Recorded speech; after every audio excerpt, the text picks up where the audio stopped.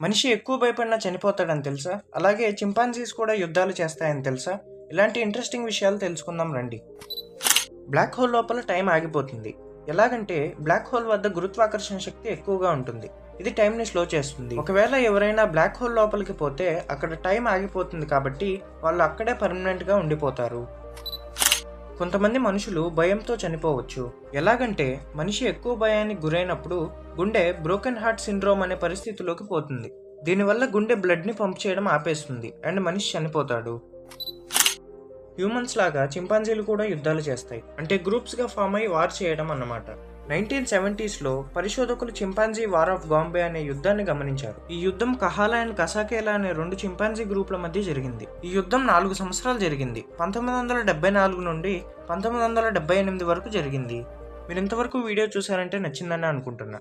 నచ్చితే లైక్ చేసి సబ్స్క్రైబ్ చేసుకోండి. అప్పుడే ఇలాంటి మంచి కంటెంట్ మిస్ అవ్వకుండా ఉంటారు. ఇంకా నచ్చితే షేర్ చేయండి. మీ ద్వారా ఇంకో 4 కొత్త విషయాలు తెలుసుకుంటారు. మనం అనుకున్నవి నిజంగానే జరుగుతాయంట.